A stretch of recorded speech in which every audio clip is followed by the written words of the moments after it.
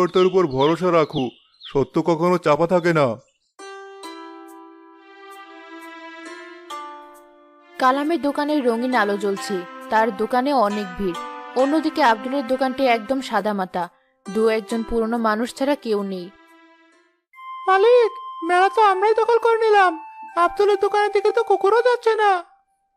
আমি যা বলি তাই হয়, আজ ওর কান্নার দিন।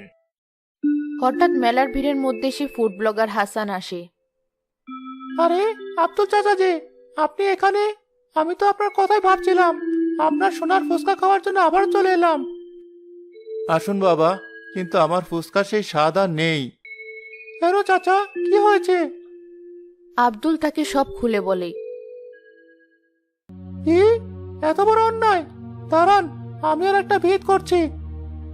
হাসান প্রথমে আব্দুলের দোকান থেকে 1 প্লেট ফুচকা নিল, তারপর কালামের দোকানে গেল।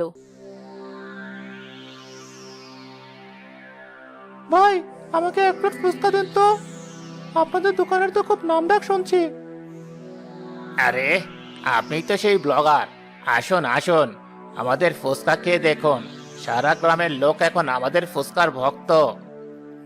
হাসান কালামের দোকানের একটা ফুচকা মুখে দিল, সাথে সাথে তার মুখটা বিকৃত হয়ে গেল। ওয়াক থু! এটা কি খাইয়েছেন আপনি?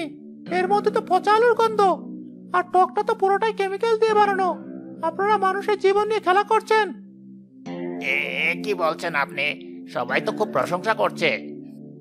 এরই মধ্যে কালামের দোকানের ফুচকা খেয়ে কয়েকজন বাচ্চা বমি করতে শুরু করলো।